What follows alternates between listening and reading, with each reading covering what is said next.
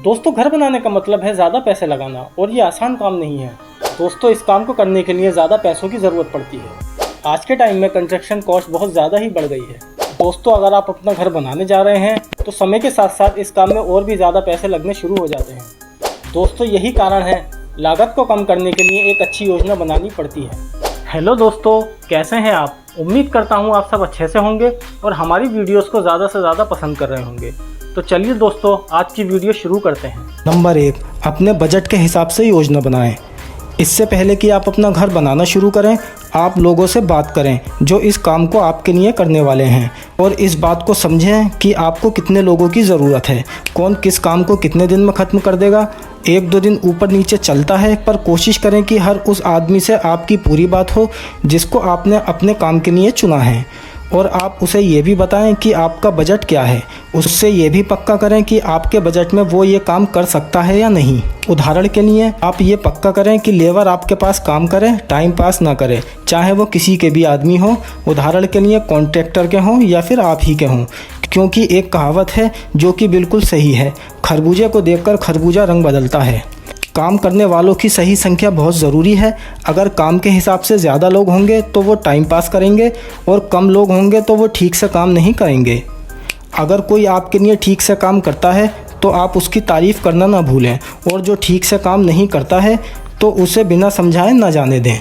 आप ये पक्का करें कि आपके काम के लिए किसी मशीन की ज़रूरत तो नहीं है।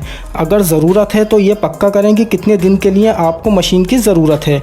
अगर कुछ दिनों के लिए आपको ज़रूरत है तो वो मशीन आपको कहाँ से किराए पर मिलेगी, और अगर उसकी ज़रूरत ज़्यादा दिन की है तो आप उसे आसानी से ख़रीद सकते हैं, तो उसे ख़रीदना ही ठीक होगा।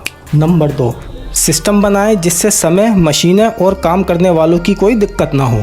इस काम में पलक झपकते ही बहुत सी चीज़ें ख़राब हो जाती हैं, इसलिए समय और सामान पर नज़र रखने से आपको ज़्यादा फ़ायदा होगा। इस काम को बिल्कुल भी हल्के में ना लें, नहीं तो बाद में पछताना ही पड़ेगा।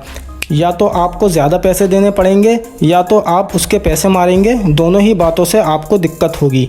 एक बात और समझ लें, ज़ोर ज़बरदस्ती से आप अच्छा काम नहीं करवा सकते। तो एक बात ज़रूर समझें कि मज़दूर भी मनुष्य ही होता है। वो बोलता है कि उसे बहुत कुछ आता है, पर वो काम करता है तो पता चलता है कि उसे क्या क्या आता है।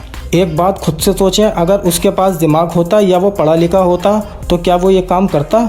इसलिए आप उससे पूरी बात ज़रूर करें। कोशिश करें कि आप उसकी बात को समझ के ही काम दें, और उसकी बातें समझने के बाद बड़ी ही आसानी होगी आपको सिस्टम बनाने में।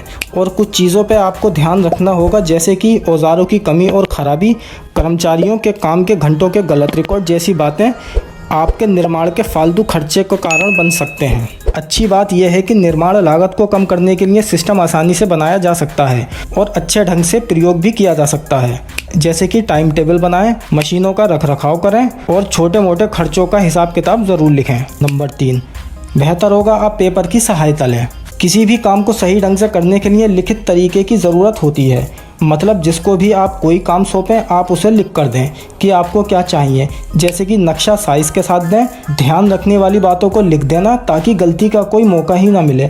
अगर वो कम पढ़ा लिखा है या अनपढ़ है तो उसे ज़रूर बोलना चाहिए कि अगर कुछ समझ ना आए तो मुझे फ़ोन कर ले या किसी से पूछ ले क्या लिखा है।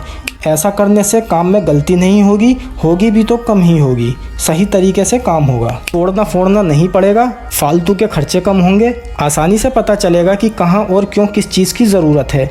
खर्चों के बारे में पता चलेगा कि कहाँ कितना खर्च हो रहा है। उससे आप ये फैसला कर सकते हैं कि कहाँ लागत में कटौती करनी है और कहाँ पैसा ज़्यादा लगाना है।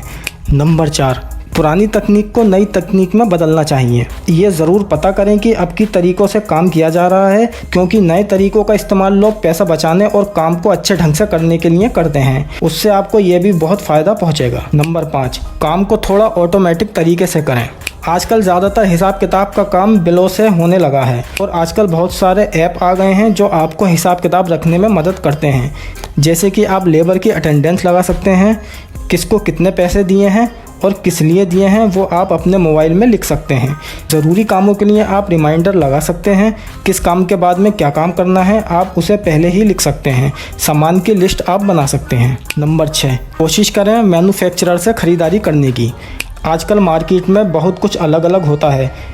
बहुत सारे लोग जो सामान को बनाते हैं वो मार्केट में डायरेक्ट बेचते हैं। आप ऐसे लोगों का पता करें, उनसे आप सस्ते में सामान खरीद सकते हैं, वो भी क्वालिटी से समझौता किए बगैर। ऐसा समझें कि जो भी सामान आपको ख़रीदना है उनकी लिस्ट ज़रूर बनाएं।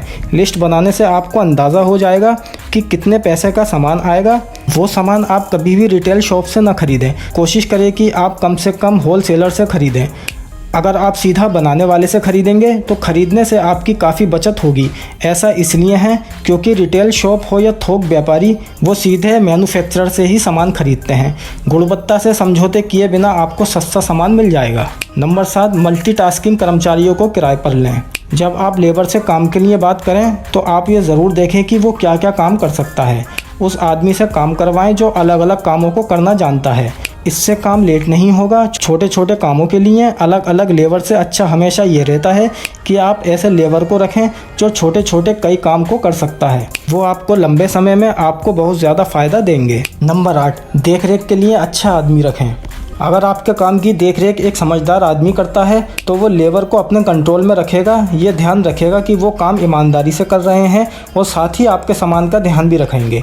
इससे काम की स्पीड बढ़ेगी, सामान सुरक्षित रहेगा, चोरी की संभावना कम होगी, सामान इधर उधर नहीं पड़ा रहेगा। इससे आपको एक अच्छा फ़ायदा नज़र आने लगेगा।